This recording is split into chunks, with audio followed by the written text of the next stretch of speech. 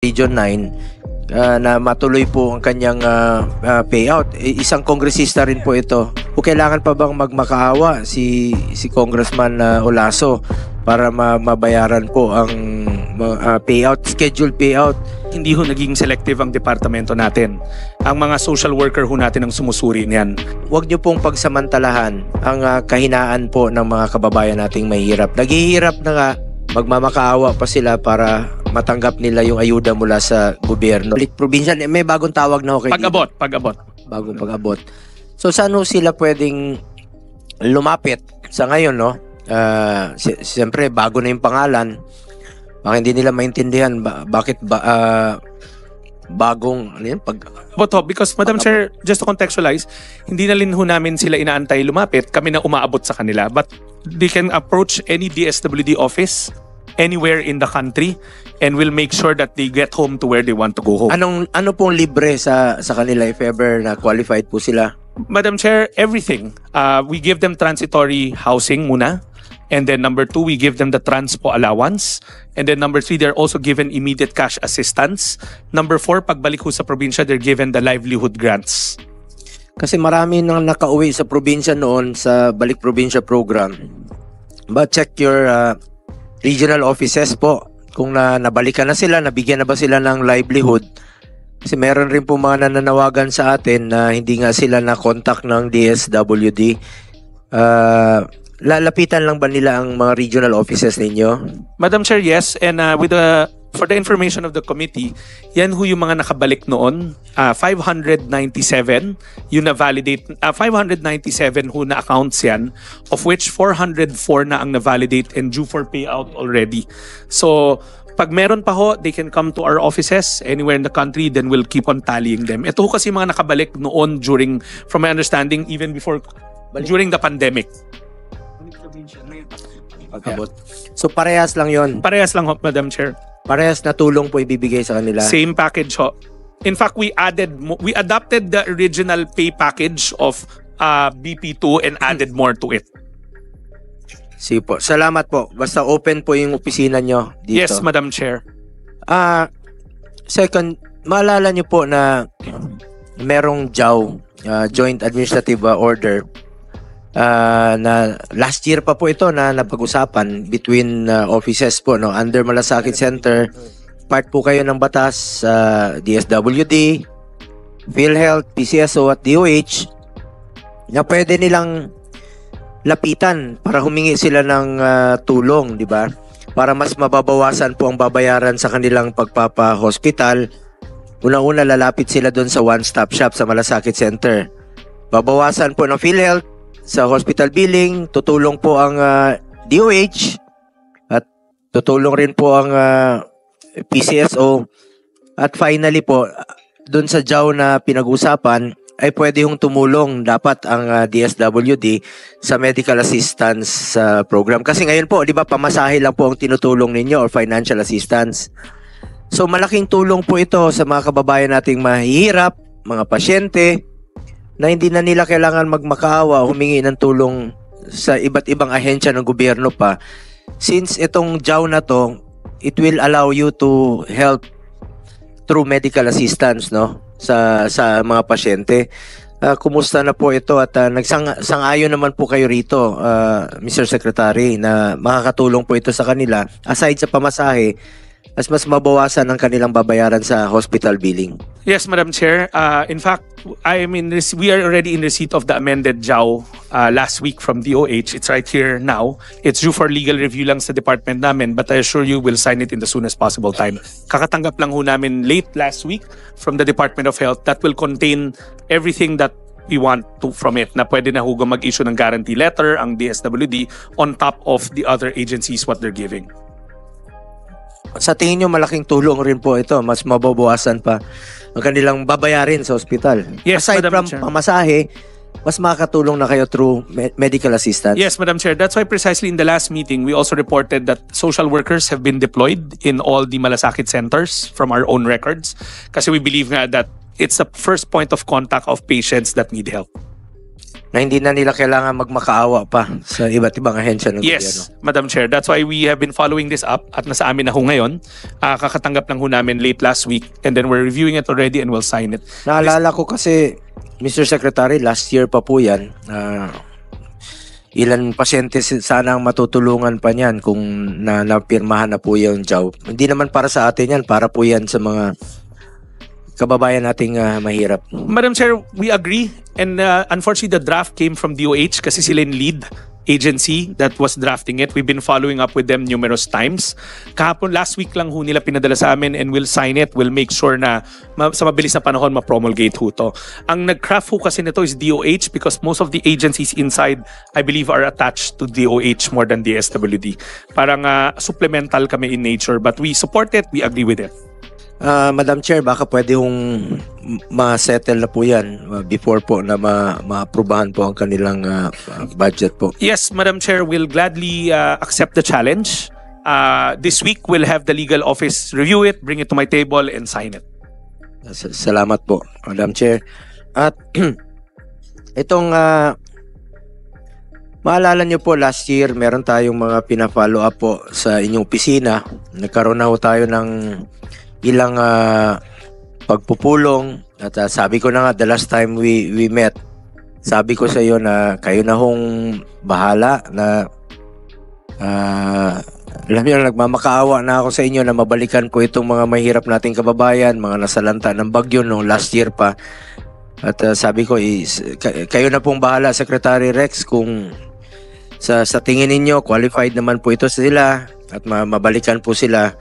Ano ba naman yung 3,000 na wag na ho natin silang pahirapan pa. Yun lang naman po ang pakiusap ko sa kanila, sa inyo, sa ahensya. From Secretary to USEC to ASEC, Director, lahat na po ay kinausap na po na aming opisina kasi kami rin po ang kanilang binabalikan at kinukulit at nakiusap lang po kami sa inyo na sana po ay mabalikan po itong mga qualified beneficiaries na mga nasalanta, mga indigents talaga. Nakikita ko kasi na ongoing naman po ang inyong mga payout sa iba't ibang lugar, no? Iba't ibang rehiyon at iba't ibang rason na po ang nangyari. Sinasabi walang pera, wala pang cash, no? Hindi naman namin alam kung ano talaga yung totoong nangyayari, kung kulang talaga sa cash o ano ba, sino bang inyong priority sa pagbabayad po o pagpe-payout.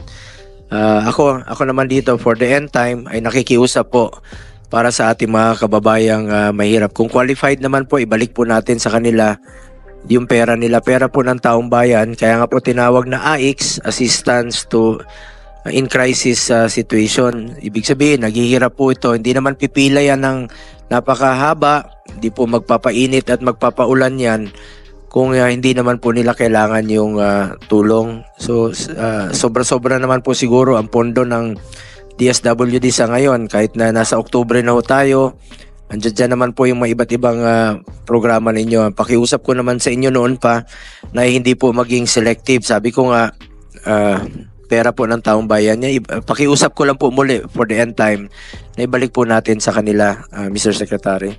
Madam Chair, I assure the committee that wala hong selective. Dumadaan ho yan lahat sa lente ng social worker natin. Sa katunayan yung mga referral na ho yun, ongoing ho tayo, patapos na nga ho. We've already appraised the Office of Senator Go. The only reason kaya ho natatagal yan minsan kasi nagdi-duplicate ho tayo, yung mga pangalan ho minsan nakatanggap na. Kasi hindi naman ho ibig sabihin na pagka nandun sila sa listahan, kagad qualified, tinitignan ho na buti ng ating mga social worker ho yan. Basta ang assurance ho natin, tatapusin ho to sa madaling panahon. We've already settled a lot of them. Binalik lang ho namin yung ibang listahan sa mga LGU na nag-refer kasi may mga iba doon na payout na namin, yung mga individual at meron tayong lockout period. So sinisigurado lang natin na oo, tutulungan ho natin pero sisiguraduhin rin ho natin na sumusunod tayo sa alituntunin ng departamento pagdating sa mga deduplication para hindi na dodoble. Kaya nga sabi ko, nasa inyo na po ang validation.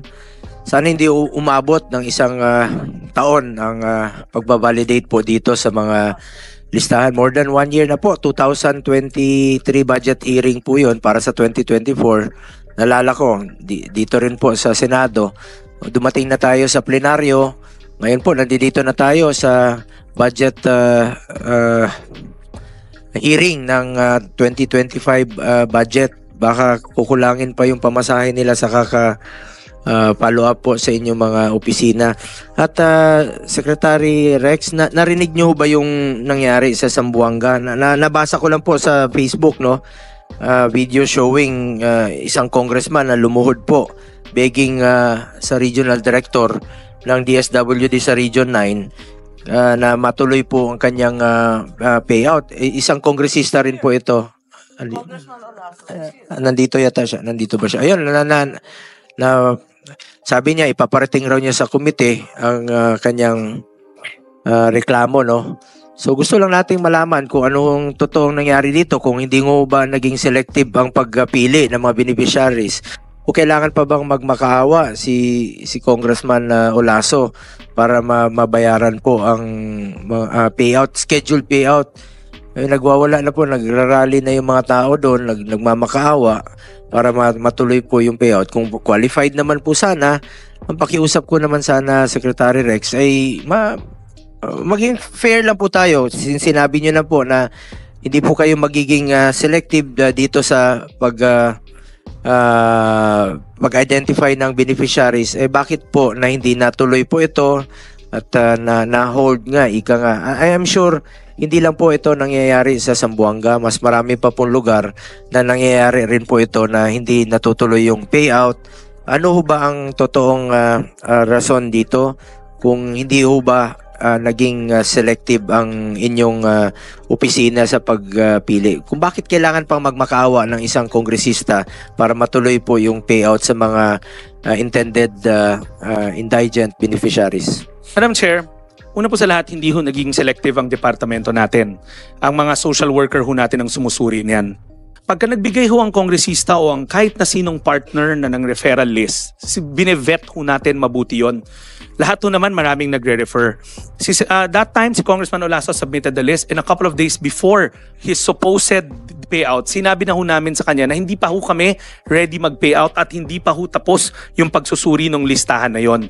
We have to be careful. But we also assured him, at alam niya ho yon, we assured him na hindi magaganap yung payout na yon, pero hindi ibig sabihin na hindi magpe-payout. Tinatapos lang ho natin yung pagsusuri at pagve-vet ng listahan.